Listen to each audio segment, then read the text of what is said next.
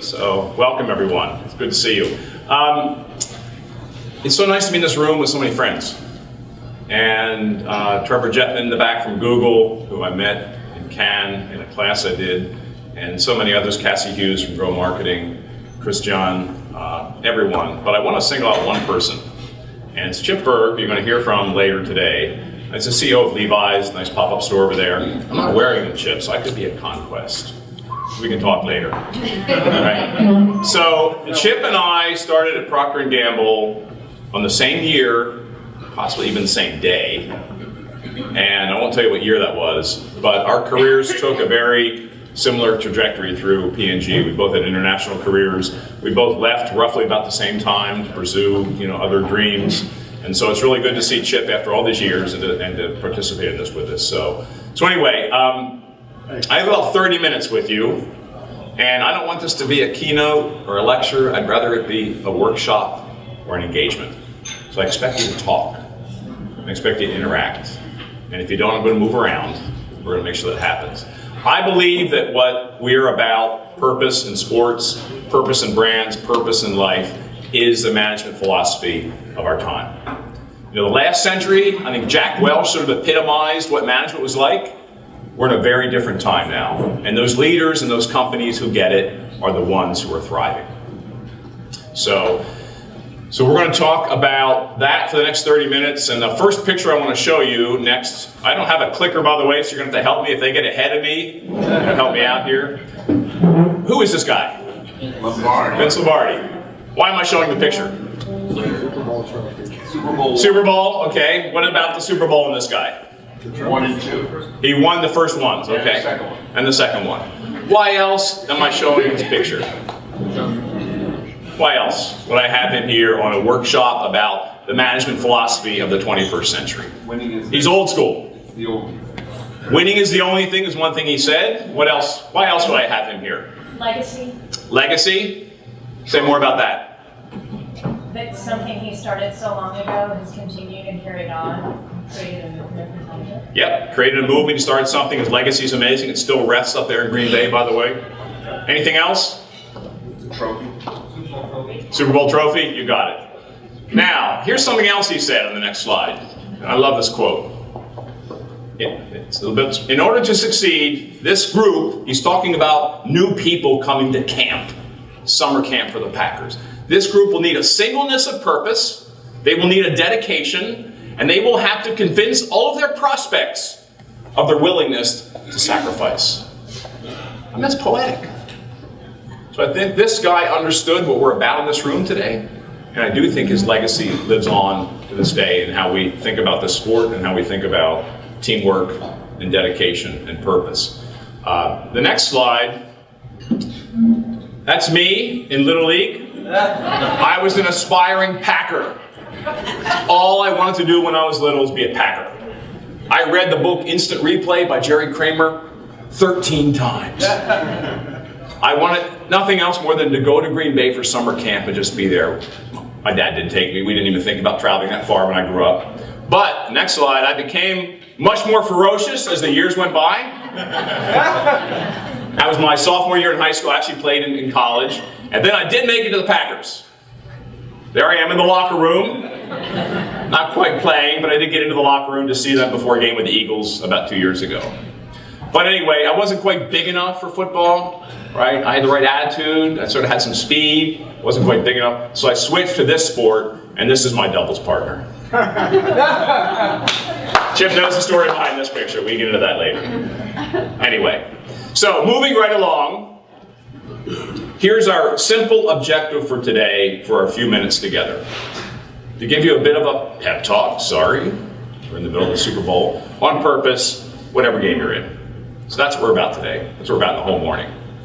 So the roadmap to get us there, I'm going to give you 60 seconds beyond my football background on me. It's important, I think, you know where everyone comes from if you're going to trust them and think about them and believe in them.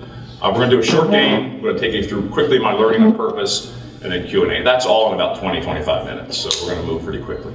So 60 seconds on me. We'll see this. Here are some of the people I work with and their spouses, partners. We love to have fun and have high energy. We don't work with clients unless we have the time. Tara, good to see you. Speaking of clients and interesting people and energy. Anyway, we like to have fun. Good business comes from fun and energy. Next slide. I grew up in this house, one of 6 kids, Roman Catholic background. Lancaster, Pennsylvania is where I grew up. Next. I went to these 2 schools, played football at one of them, obviously the smaller one. Next one. This is the beautiful woman I married. We've been married 33 years. She is remarkable. We can talk about her later if you'd like. Just remarkable. Here are the 2 babies we had.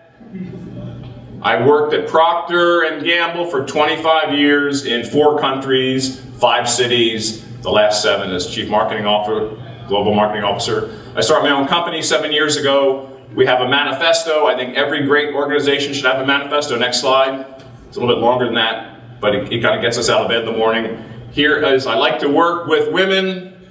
That's my core team. We work with others. But we can talk about that later if you'd like. I believe in diversity and women and all that. Here's the clients. Don't say that too long. We love them. And here are the organizations where we have partnerships with. And I have a circle around impact. You're going to hear more about them later. This is a shameless plug. I think we're onto something that could change the world. And you'll hear a bit more about that later. So next slide. It's a wonderful life. Any questions? Good so far? Are you with me? Okay, great, super. Okay, next.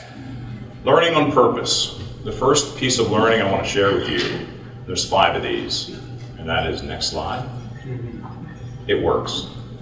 No management philosophy is going to perpetrate itself unless it works, right? It has to drive positive stuff. Positive advocates, positive business, positive share, positive volume. I want to tell you one story. Chip will know this. Chip worked on beards at P&G. I worked on baby butts. So the first story is about Pampers, and he knows this well. And it's a really short story. It's a very powerful story for me, personally, because it's the last business I worked on at Procter & Gamble as a line manager. I never wanted to be a corporate officer, but I got that offer, and I took it, and it turned out to be a remarkable job, but I wanted to run businesses. This is the last one I ran. I was the head of Pampers for Western Europe, EMEA, before I became Global Marketing Officer. And it's a diaper, right? It's a nappy. P&G invented it in the 60s, invented the category. The next slide is, I want to take you back to the 90s. And the middle of the 90s, you remember the times. Pampers at that time, if you go to the next slide, was P&G's worst performing business. And it was their biggest business. It was about 2.7 billion US dollars in sales, so a big brand. But it was a mess.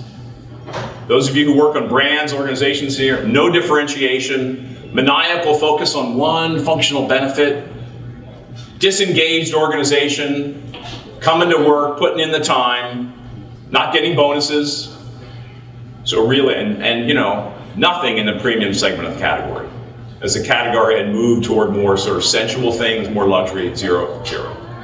So, the next slide, please. This business was turned around on this insight.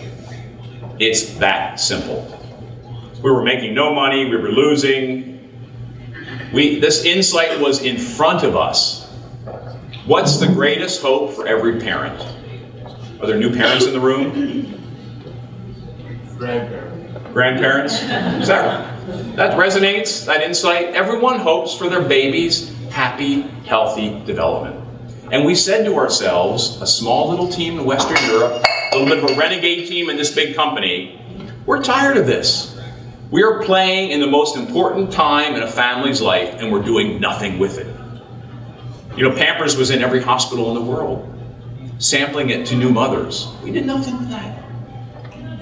So what happened is, we changed what we wanted to stand for from being the driest diaper in the world to being parents' advocates in their baby's happy, healthy development. Everything in the culture changed.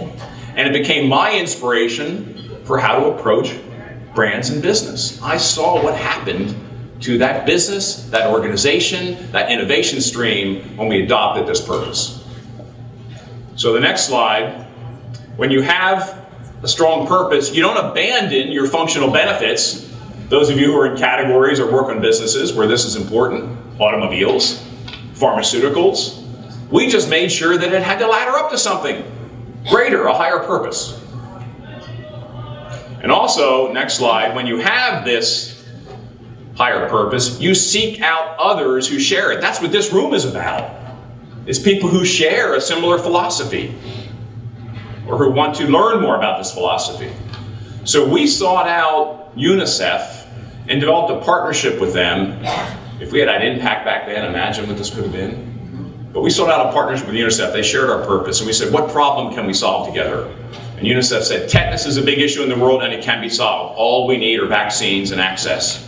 So we said, we're in it with you. We're in it with you for as long as it takes. This became like a 10-year partnership to eradicate tetanus in the developing world. This idea started in Argentina, swept around the world. When it got to the UK, I've never seen a brand equity move as quickly as it did after this. And of course, the US was the last to adopt it. Anyway. Next slide. This was a headline just a few months ago on Ad Age, right? This program started back when I was there, so this is running over a decade. How many marketing campaigns to eliminate disease? And the fine print there is effort with UNICEF credited with saving 500,000 newborns in 17 countries. The people who work in that business are highly engaged now, top place to work in P&G. And even with P&G's sort of rough patch last couple of years, guess how big this brand is now? Anyone? 2.6 billion when we started this. How big is it now? Jim probably knows. So. 3.2. North of 10 billion. Oh. And for a consumer brand, that is one heck of a big business. So it works. It's really powerful. Okay. Next lesson, and these will be launched. How much time do I have? 15 minutes. Okay. It works, and it works across countries, categories, business models. I wrote a book about this. I partnered with Millward Brown. Next slide. Come on back there. I wrote this about 4 years ago. I partnered with Millward Brown, their database of 50,000 brands, and I wanted to see if purpose really did work outside of my experience at P&G.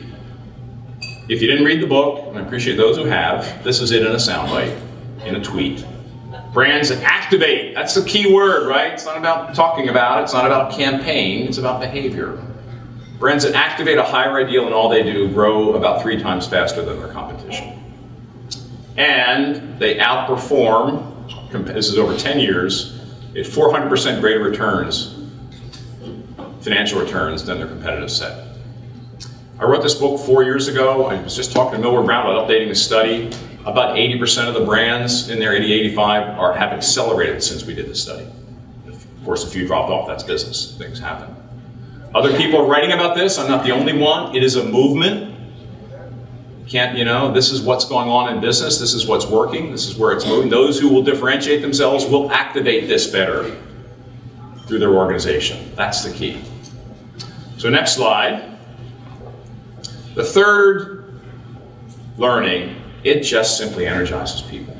You can hear it in my voice when I talk about Pampers. It's still a beautiful memory. And every client we work with, where we get this flywheel going, it is just fun to be with them, fun to be part of that change. And 2 quick stories on this one. The first one is maybe an unexpected brand, as I talk about the management philosophy of the 21st century, and this is Motorola. I joined the board of directors of Motorola in 2005. I was still at P&G. What was happening with Motorola in 2005? Anyone remember? It's a long time ago, 11 years. Getting out of cell phones. No, they were not getting out of cell phones. They had the hottest product in the world, Razor. It was the Apple of that time.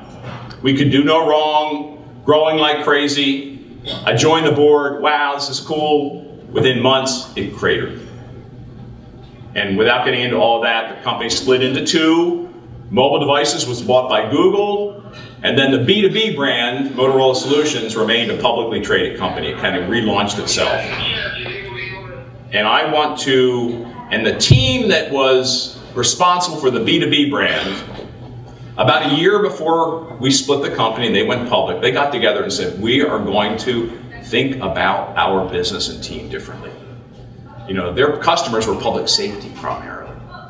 And they said, we want to launch the first day we're a publicly traded company with a purpose and energy all around the world. So the first day we're public, we're going to have a revolution in this culture. They really tapped into pride, right? And what is their purpose? What did they state it as? Do you remember that? We help people be their best in the moments that matter. We help people be their best in the moments that matter. Sounds pretty generic, right? No, where's the competitive advantage in that?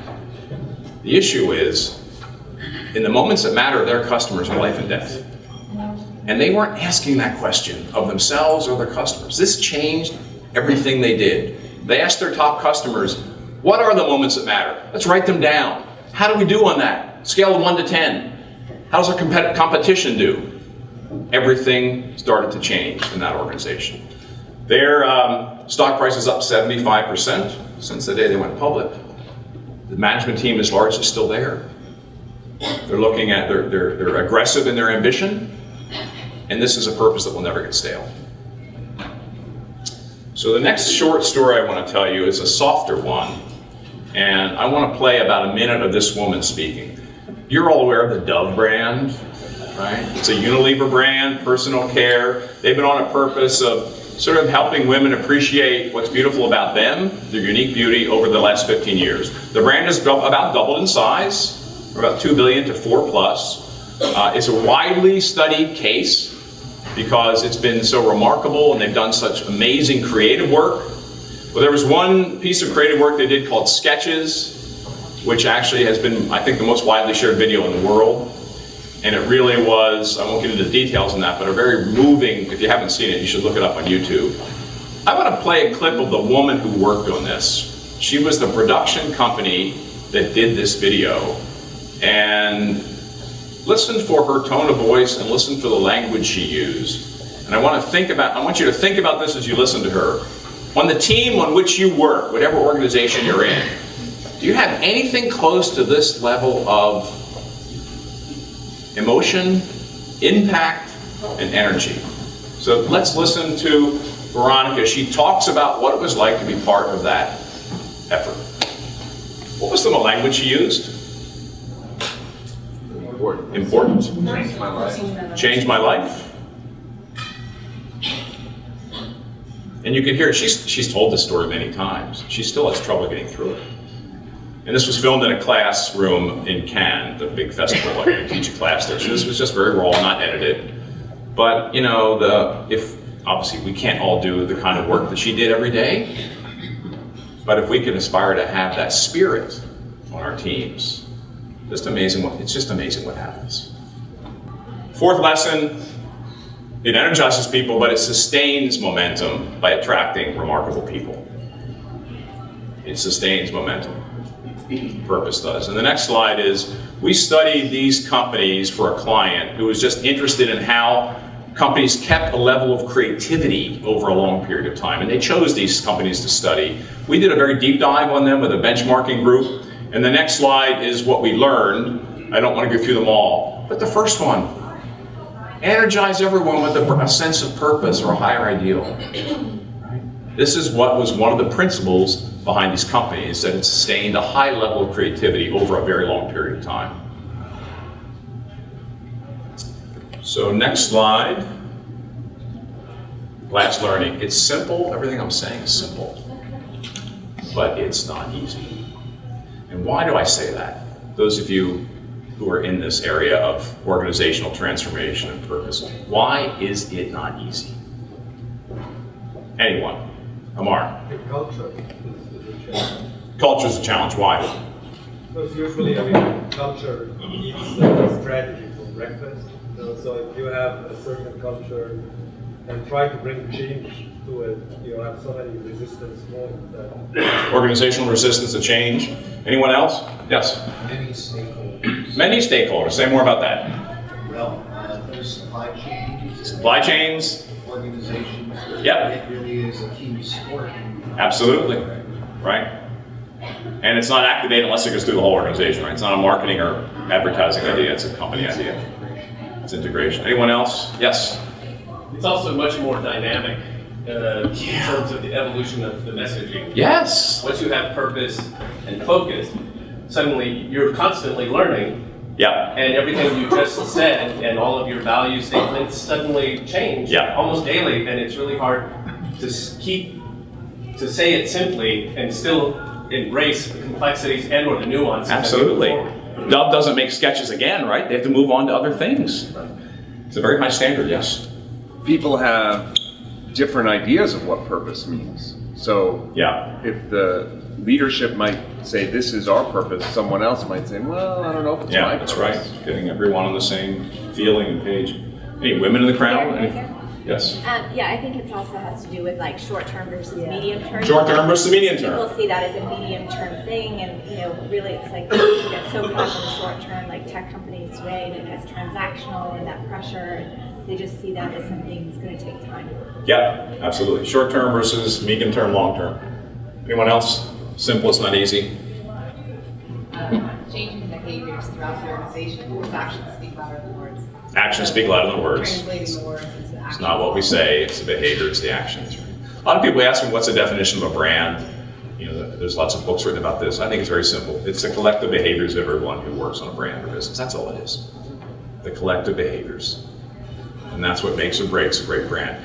This is why there will be competitive advantage in this space, because it's going to be a different approach to leadership that differentiates companies. So, and that's really, really tough. That's hard stuff.